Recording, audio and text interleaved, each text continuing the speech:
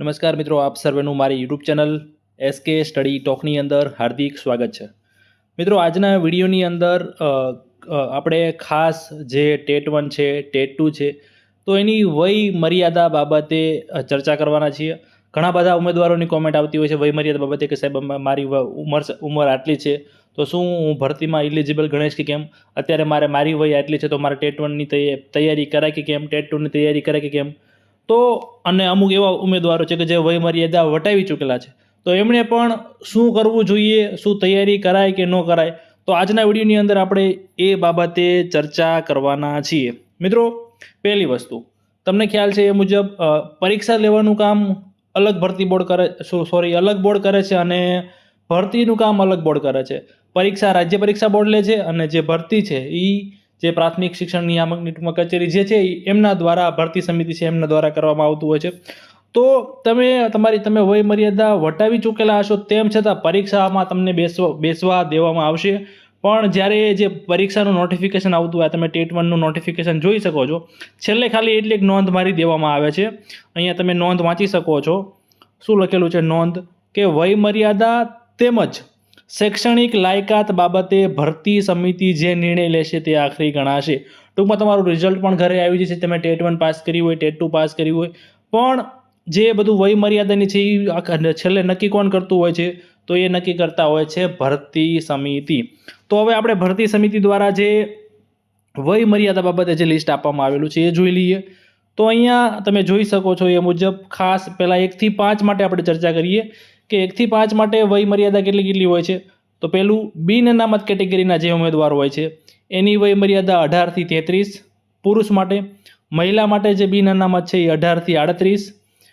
SC, ST, SEBC અને EWS ટૂંકમાં અનામત કેટેગરીના જે ઉમેદવારો છે પુરુષો છે એમને 18 થી 38. અનામત કેટેગરીમાં જે મહિલાઓ છે એમને 18 થી 43. ઉપરાંત આગળ છે પીએચ કેટેગરીની અંદર જે પુરુષ ઉમેદવાર છે એમને 18 થી 43.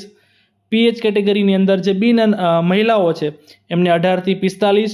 આ ઉપરાંત જે પીએચ કેટેગરી છે પ્લસ એમની પાસે અનામત છે, જે પીએચ કેટેગરીવાળા જે બિન અનામત છે એમને પણ 45 જ, બધાને સેમ જ છે, એમાં કંઈ બહુ ફેરફાર નથી. પીએચ કેટેગરી હોય સાથે સાથે અનામત હોય, એસસી, એસટી, એસીબીસી કે ઈડબ્લ્યુએસ, તો એમને પણ 18 થી 45 જ છે. અને પીએચ કેટેગરીમાં મહિલા તો એમને પણ 18 થી 45 જ છે. તો આ રીતનું જે છે એ ટેટ 1ની અંદર છે.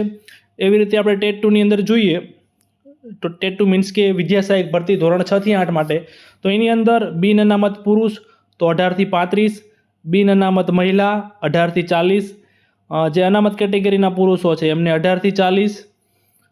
અનામત કેટેગરીની અંદર એસસી, એસટી, એસીબીસી, ઈડબ્લ્યુએસ એવા મહિલા છે તો એમને 18 થી 45. પીએચ કેટેગરી બિન અનામત તો એમને છે 18 થી 45. ટૂંકમાં જે અનામત જ્યાં છે ત્યાં બધાને 18 થી 45 રાખવામાં આવેલું છે. તમે જોઈ શકો છો પીએચ હોય, અનામત હોય, પીએચ હોય સાથે સાથે તમારે કોઈ અનામત હોય તો બધાને 18 થી 45 છે. ખાલી બિન અનામત મહિલા અને જે અનામત વગર એમને 18 થી 40 અને બિન અનામત પુરુષને 18 થી 35 છે.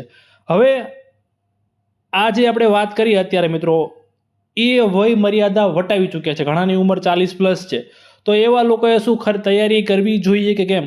તો મિત્રો હા, તમારી પાસે એક છેલ્લી તક છે. ઘણા સમય પછી સરકાર દ્વારા ગ્રાન્ટેડ પ્રાથમિક શાળાઓની અંદર ભરતી કરવા માટે મંજૂરી આપવામાં આવી છે. તમે આ ઓફિશિયલ જીઆર જોઈ શકો છો, જે ગ્રાન્ટેડ પ્રાથમિક શાળાઓની અંદર મંજૂરી આપવામાં આવી હતી. 3/4/2025નો લેટર છે.